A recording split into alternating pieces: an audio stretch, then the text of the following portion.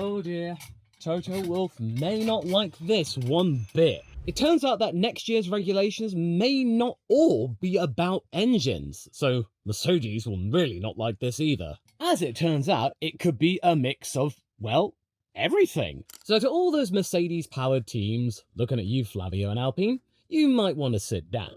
Pirelli Motorsports director Mario Isola sat down with motorsport.com and gave his take on next year's regulations. And what he said is really backing up the assertions of the Mercedes technical director James Allison, who has been quietly trying to downplay the significance of the power unit being the only saving grace and the only determining factor about how good is a team going to be. Things are going to be a lot more complex this coming year than they were in 2014, when Mercedes could rely on pure engine grunt and aero was a very distant second. Or at least it might not be the most defining factor at the beginning. It could be whoever is strongest overall. And when you do stop to think about it, it really does make perfect sense, because you're not exactly just strapping an engine to a back of a driver and then expecting them to run around a track 70 laps. No, there are other parts that are going to be changing. This is the biggest comprehensive change of all the rules in Formula One's history. So it just means that we don't have a frigging clue about what's going to happen in Melbourne in March. Ooh, lovely. Of course, the chat Isola had with motorsport.com is a very meaty chestnut in which to consume. So I will share with you 5 of the meatiest tidbits that should either assure you or concern you about next year's rule changes. I mean, honestly, whether you cheer or boo these depends on which team you support, and if you support Mercedes, then you might want to sit down too. It may not be as clear-cut as 2014. And it might go some ways as to why Max Verstappen hasn't completely written the brand new rules off, and it might mean he could be back in contention for a world title. Or maybe Fernando Alonso's 33rd victory might still be possible. Apparently, Adrian Newey and Aston Martin really like what they are seeing in the data, and in the wind tunnel, their brand new fancy wind tunnel. I know this is all hyperbole or sandbagging or hyping up, but still, it's nice to hear Aston Martin being happy about their car, for once. But okay, first off, I want to talk about that really big claim that Toto Wolff made. The fact that routinely, potentially, F1 cars could get up to 400 kilometers an hour. That's nigh on 250 miles an hour, for those of you who don't speak Logan Sargent. Q fans split between excitement and dread. Here we go again, Mercedes domination. But Pirelli's Mario Isola was very quick to pour some cold water on what Toto said. So here it is for your consideration, and I find it really funny he actually cites Toto's interview, so here it is. Ahem. I heard the interview, and in my opinion, it wasn't just a rant. Toto said the cars have the potential to reach 400 kilometers an hour, but then they'll have to be managed. Let's be clear. When the hybrid reduces its capacity as speed increases due to regulatory constraints, reaching the 400 km/h barrier will be impossible. Regulatory constraints won't get there, but the potential is there.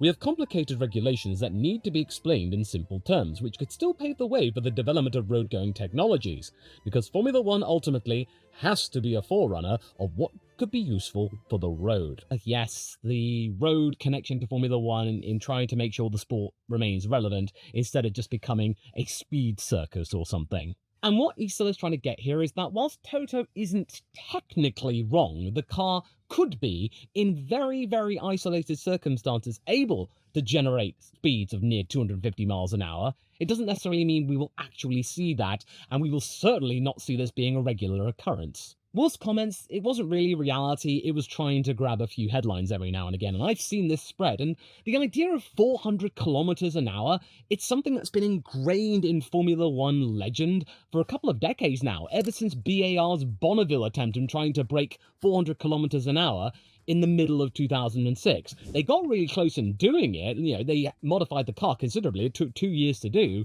but they came up short in the actually average run speed times of about 3 kilometers an hour or so. Got close, and big round numbers sell, but they don't tell the whole story. Toto's comments also muddy what next year actually will be. The power units are going to be shifting to a near 50-50 split between engine and electric deployment, and DRS goes bye-bye. Deployment, according to Isola, tails off for the leading car at very high speeds, which naturally caps top speed and race trim. What they're trying to say here, the FIA and Isola, is that 400 kilometers an hour? Nah, you've been eating the wrong pumpernickel, mate. And while we're talking about the laws of physics, don't forget that weight will be a contributing factor too. That maybe we have to consider the fact that cars are going to be lighter next year, they're going to be smaller. So therefore, it might be possible that maybe due to the lower weight that top speed might get closer, there are still going to be regulatory factors that will be limiting the car's potential top speed, as well as the circuits themselves. I'm just glad that the cars are going to be a little bit more agile, honestly. And Pirelli's views land closer to the physics. The cars may have the potential, but energy management for Grand Prix and the aero modes, X and Z modes, they'll restrict real numbers. He does say top speeds will be higher than current ones, and Pirelli even does stress for those eventualities, with their own test beds going up nearer 300 miles an hour to make sure there was some overhead and some contingency, safety measures. No, this isn't some kind of open invitation from Pirelli to F1 teams to say, wait, these can actually go near to 285 miles an hour. Oh, Nicholas Tompasses! Mohammed bin Sulayem! Can we go faster, please? Pirelli says we can't. No. And if you just want a sanity check, just look at recent reference points. 400 kilometers an hour? Really? It's not that big of a deal. Especially since the speed record within an active Formula 1 race weekend was Valtteri Bottas of 378 kilometers an hour. It's only about 22 kilometers an hour, around about 10-15 miles an hour, give or take, less than what this target is supposed to be. Yeah, that was a freak occurrence, and it really very needed a big toe to make that reality, but it's not some mythical number that Toto plucked out of the ether. It's just slightly faster. And also, that was with far less hybrid intervention than we're going to be getting next year. So there are going to be checks and balances and regulations and procedures and fittings that will probably cap the speed at something maybe less than that. I don't think the speed record is going to be broken unless we do get into a situation around Baku. And the drivers themselves, I've not really seen one that's excited of getting to speeds near 400 kilometers an hour. Some are actually downright concerned. So yeah, I reckon that number is a myth, and Pirelli is basically saying that's the case. Wolff, yeah, you're a little bit fanciful there, mate. Next, there's the other thing which had been a little iffy to begin with, but it's far less of an issue. Active aero. Isola's takeaway, the real game changer isn't horsepower, but aero. Ground effect is being dialed back, and in its place, we get Star Fox-worthy modes. Now seriously, it sounds like it came from that particular Nintendo game, or Lilac Wars, depending on where you're actually based. Yeah, you got Z mode, X mode, where's my all-range mode? In reality, it means that how the tyres react to this active aero, it's going to be far more complicated and far more variable than what we've got today. There are going to be multiple scenarios and how much X mode you may have and how much Z mode and what have you. Tyres are going to be constantly cycling from hot to cold over the course of an entire straight or around a corner, depends on what you use in activating that aero. So that variability is going to play a brand new role in how the tyres last. It's going to be a lot more difficult to guess how a tyre is going to react, and it will vary from lap to lap. You may not activate the aero the same way one lap than you did with another lap. And the truth is, Pirelli simply doesn't know the full potential because the mule cars they have been using can't fully replicate that. At least not yet. They're trying, but they're not really going to know for sure until they've got a few races next year under their belts. So perhaps you would flip the wings open on the straight. The tyre may run cooler. Close them for a corner and the temperature goes up again. The cycling of heat, hundreds of times per stint. The problem is quite a big one to tackle, especially with the mule cars. Ferrari's Budapest test was key. They trialled a movable front wing device on this year's car, so Pirelli could measure load and balance shifts between open and closed wings. Because remember, front wings will open too. Unfortunately for Pirelli, the data that they got from that test and the data they already had do correlate with one another, so they're not having the problem that Red Bull are having with their aging wind tunnel. So there is some hope that maybe next year's compounds will play nice, and the comments that we have heard from current drivers regarding this brand new tyre using 2025 cars, it's not really fully representative, so whenever they're casting doom and gloom, do take that with a pinch of salt. And also, with the cars having far less drag and far less downforce pushing them down or getting them into a corner, the way the tyres interact are going to be even more critical for them to get right. In short, your car has to be really kind to its tyres in all different types of scenarios, be that with the active aero on or off or in a corner or off or on within a corner. You can't just really rely on the engine grunt. If you have the engine grunt, that's going to not really count for toffee if you end up baking your tyres and you fall off a cliff in the corner. And oh yes, this is a really good thing and a bit more simple to follow. Pirelli wants to increase the gaps between different compounds. Fantastic! That's a lot more like it, and that's something I think a lot of us can more easily understand. And according to the interview, Isola wants to increase the gap from around half a second per compound or so to around about 3/4 of a second, and that is going to count a lot over the course of a whole race distance or a particular pit stop stint. And to push teams away from just doing a simple, boring one-stop strategy, or at least try and make a two-stop a little bit more tantalizing. And the new C6 supposedly is going to be undergoing a lot of changes, or whatever they're going to end up calling it next year. Because I don't think you need me to tell you, this year the C6 has been mainly used as a quali tyre. Shows how much work they've got to do still. Because if a two-stop isn't clearly faster, teams will always default to the one-stop, and we're left with processions. Far less chances for things to go wrong, but not really exciting for us, although, as McLaren proved with Lando and Monza, things can go wrong still with one stop. So Pirelli's just wishing to find a little bit more variation without doing anything too drastic. Just make sure the compounds have a big enough gap between them, meaning that people and teams will want to try a little bit of variation to get ahead. Make a second stop a rational play, not some kind of, little cheeky gamble or something. So I will be expecting that next year, that the C1, the C2, the C3 is going to be very, very different to what we've been having this year, as well as maybe the trialling at some circuits where the degradation is so minimal that a one-stop would still be a guarantor, or the default, of maybe just skipping compound steps entirely, like we've seen this year. I thought that was actually a raging success. And if you're not quite sure what I mean, instead of having C1, C2, C3, you have maybe C1, C3, C4. So that means there is a gap between the hard and the medium, meaning that, yeah, you could go for a one-stop, but you're going to be slower than those who may be going for a cheeky two-stop. It just means more strategic thinking might be required, as well as maybe increasing at places where it may allow the pit lane speed limit, as we saw around the Zandvoort track. That going up from 40 miles an hour to 50 miles an hour. It did reduce pit stop time, obviously, because you're going faster, but the one stop was still better because of one thing pit stops try to help their drivers avoid: traffic. And avoiding traffic often overweighs tyre advantage. If Pirelli succeeds in widening the compound gaps, they'll also be chipping away at that equation. As for how many more compounds we're going to be expecting, are we going to get back to the days where we had 8 dry compounds to choose from? No. Mario is ideally thinking that we are going to be sticking with the likes of just 6 compounds being potentially available throughout a season.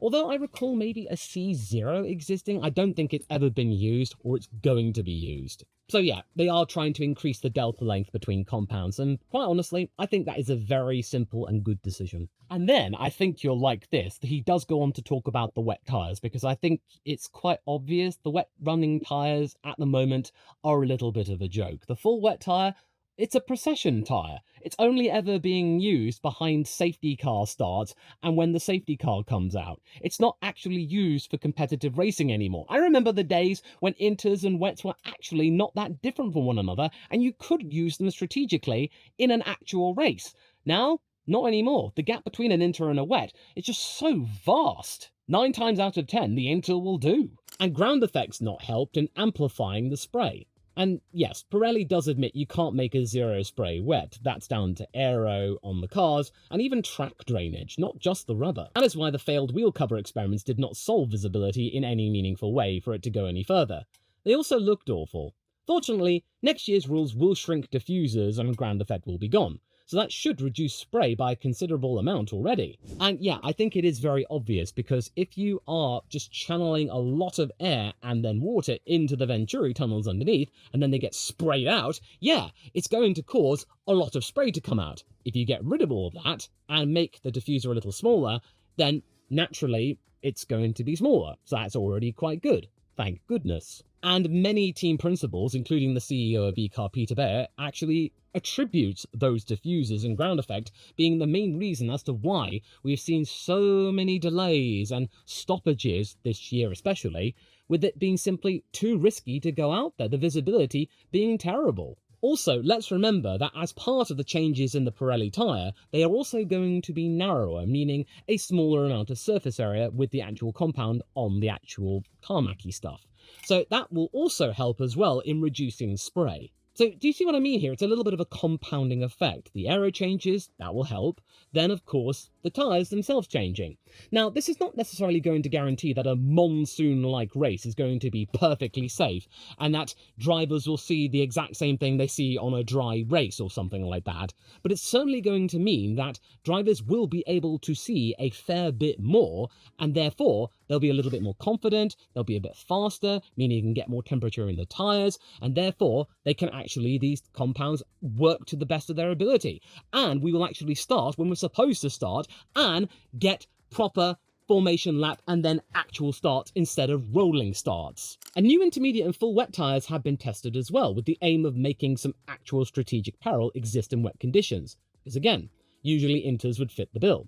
The key is to set performance windows so teams, they're not punished for choosing the safer tyre when it's truly wet. And another thing, as I mentioned earlier, that tracks can easily do, if there is the budget to do so, is to improve drainage, to either channel water away from the racing line, or to make sure it doesn't get on the racing line in the first place. And you're just having to think of all of those poor folks who actually go to the tracks to watch the Grand Prix, and then they get washed out and drenched themselves. This will be good for them. And us for on the TV, and actually we don't have to wait hours and hours and hours for something that then gets cancelled after 3 laps. And then what Pirelli brings up also is that next year's rules are still subject to some changes. It's still a little bit in flux in the moment, and what data that Pirelli gets in terms of what they are bringing to the table is a little bit limited. According to Mario, Pirelli gets very infrequent data drops from teams to pass into their own data, and the most recent simulations already showed wide scatter amongst all the teams. Their engineers publicly citing 20 to 30% differences